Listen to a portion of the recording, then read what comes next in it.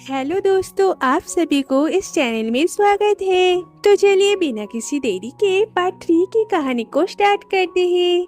साउचुन की ऐसी हालत देख के युलाओ राज वैद्य जी के पास जाता है और रिक्वेस्ट करते हैं ताकि वो चोट ठीक करने का दवाई उसे दे, लेकिन ये दवाई अमीर घराने के लोग यूज कर सकते हैं, इसलिए वैद्य जी उसे देने से मना कर देते हैं। और युलाओ भी वो लेके ही मानेगा, इसलिए वो वहाँ के एक पिलर से अपने सर फोड़ देता है और वैद्य जी को मजबूरन उसे वो दवाई देना पड़ता है। इधर दिखाया जाता है कि वहाँ पे जो भी हुआ, युलाओ से पीछा छुड़ाने के लिए सभी मिलके वहाँ पे नाटक कर रहा था।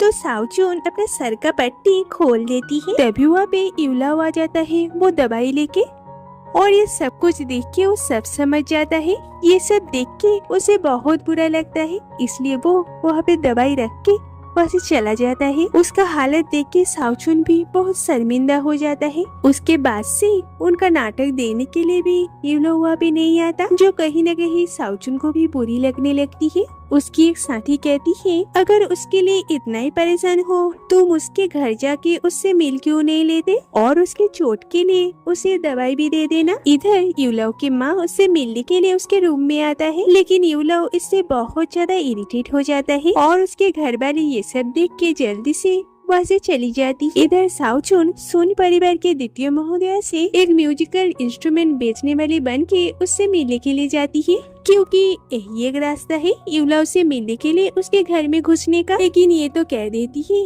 कि इसने इसे नहीं मंगवाई, इसलिए साउचुन भी उससे माफी मांग के वहाँ से आ जाती है। इधर युलाओ तो अपने रूम में अकेला सोया हुआ था, तभी उससे मिलने के लिए उसका दोस्त हवान आता है, जो कि उसे देख के समझ जाता है कि उसे किसी लड़की से प्यार हो गया है और वो लड़की इससे प्यार नहीं करता। ये सुन के युलाओ कहता है, तुम्हें ये सब कैसे पता चला?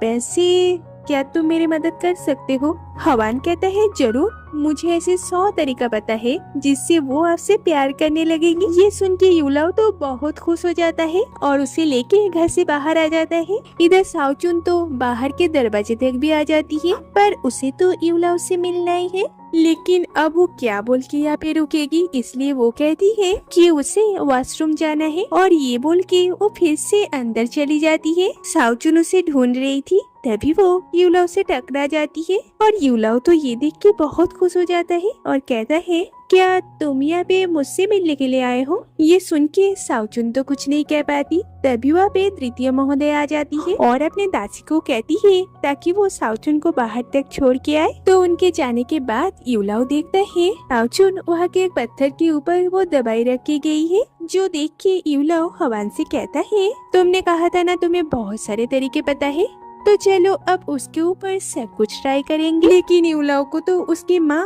उसे घर से निकलने ही नहीं देता और ये देख के युलाओ उन पर बहुत ज्यादा गुस्सा हो जाता है और फिर वहाँ से चला जाता है। तो महोदया कहती है, अब लगता है उसकी शादी करवाना पड़ेगा, तभी जाके वो थोड़ा सा जिम्मेदार बनेगा।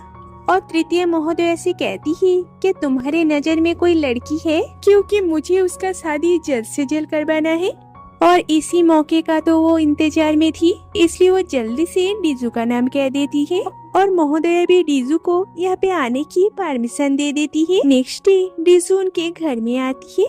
इधर युलाओ और हवान मिलके इस घर से निकलने का योजना बना रहे थे, तभी सुंजियाओ उससे बुलाने के लिए आती है। तो पहले तो ये डीजू से मिलने के लिए इनकार कर देता है, लेकिन हवान उसे एक आइडिया देता है, जिसके वजह से युलाओ उससे मिलने के लिए राजी हो जाता है और वो डीजू से ऐसे बात करता है जैसे वो एक बहुत ही बुरा लड़का है जो कि हर एक लड़की से शादी करना चाहता है और वो सिर्फ लड़कियों से ही दोस्ती करता है। वो डीजू से कहता है कि चलो कल ही हम लोग शादी कर लेते हैं और जबरदस्ती उसके हाथ पकड़ने का कोशिश करता है, जो देख के डीजू को बिल्कुल भी अच्छा नहीं लगता और वो वहाँ से अपने कमरे में चली जाती है। और हमारे युलाओ तो यही ज्यादा था, लेकिन डीजू भी कम नहीं थी, इसलिए वो कुछ देर बाद वो युलाओ के कमरे में चली जाती है और कहती है, तुम्हें मुझसे शादी करनी है ना, तो मैं कल ही अपने पेरेंट्स को यहाँ पे बुला लेती हूँ और जल्द से जल्द हम दोनों शादी कर लेंगे। शादी के बाद भी अगर तुम्हें कोई और औरत के साथ संबंध रखना है तो उससे मुझे कोई प्रॉब्लम नहीं। युलाओ तो उसके बाद से डर जाता है, क्योंकि उसका तरकीब तो उस पर ही भारी पड़ जाता है। उसका डरा हुआ फेस देख के डिजू तो जोर जोर से हंसने लगती है, क्योंकि वो तो उसके साथ मजाक कर रही थी। डिजू कहती है, मुझे तुम्हारे बारे में पहले से सब कुछ पता था, और मुझे ये भी लगती है कि तुम्हें कोई और पसंद है। अगर तुम चाहो तो मैं तुम्हें मदद कर सकती हूँ इस घर से निकलने के लिए, लेकिन मुझे सब सच बताना होगा। मजबूरन यूला उसे सब कुछ कह देता है। तो डिजू तो उसके प्यार के बारे में जान के बहुत ज्यादा इम्प्रेस हो जाती है और उसे मदद करने के लिए मान जाती है। उसके बाद डिजू साउचुन से मिलने के लिए जाती है और कहती है, कल शाम मंदिर में यूला तुमसे मिलने के लिए आएगा। साउचुन तो पहले वहाँ पे जाने से मना कर देती है। डिजू कहती है, जाना या ना जाना तुम्हारा फैसला है, लेकिन वो तुम्हारे लिए मंदिर में वेट करेगा, आगे तुम्हारी मर्जी। नेक्स्ट डे ये दोनों एक साथ मंदिर जाने के लिए महोदया से परमिशन लेने के लिए आता है। महोदया तो ये सोच के उन्हें परमिशन दे देती है कि शायद ये दोनों एक दूसरे को पसंद करने लगे हैं, लेकिन उन्हें क्या पता था कि असली बात तो कुछ और है। इधर शाम के टाइम साउचुन देखती है बहुत जोर से बारिश हो रही है, इसलिए वो जल्दी से 2 छाते लेके मंदिर के लिए निकल जाती है और उसकी दादी देख लेती है कि वो 2 छाते लेके जा रही है, मतलब कि वो जरूर किसी से मिलने के लिए जा रही है। साउचुन जब मंदिर पहुंचती है देखती है यूला वहाँ पे उसके लिए बहुत देर से वेट कर रहा था और वो बारिश में बिल्कुल भीग गया है। तो साउचुन उसे दूसरा छाता ऑफर करती है, लेकिन यूला उसके छाते में घुस जाता है,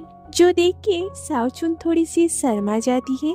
उसके बाद अचानक बारिश बंद हो गया, तो यूला ने सोचा कि भगवान उस पर दया कर रहे हैं, इसलिए उसने लिन साउचुन को उसके साथ एक इच्छा करने के लिए आमंत्रण किया और उस इच्छा को बड़े बरगद के पेड़ पे लटका दिया। यूला कहता है ये इच्छा एक दिन के अंदर पूरा हो जाएगा, नहीं तो वो कभी साउचुन को परेशान नहीं करेगा। तो साउचुन ये सुन के एक प्लान करती है, तो वो लिखती है कि यूला तुरंत गायब हो जाए और इस इच्छा को वो पेड़ पर लटका देती है। यूला उसे अपने साथ घूमने जाने के लिए कहता है, क्योंकि अगर एक दिन के अंदर उसकी इच्छा पूरी नहीं हुई तब तो वो कभी भी उससे नहीं मिल पाएगा। साउचुन भी उसके साथ घूमने जाने के लिए राजी हो जाती है। उसके बाद हवान उस इच्छा नोट को वहाँ से उतार देता है और उस इच्छा को देख के तो वो शॉक हो गया, क्योंकि उसे समझ में ही नहीं आ रहा था कि वो इस इच्छा को कैसे पूरा करे। इधर जब ये दोनों सड़क पर घूम रहे थे तभी ये देखते हैं कि कोई गायब होने वाला जादू दिखा रहा है। जादूगर वहाँ पे किसी को उसके साथ खेल में भाग लेने के लिए कहता है,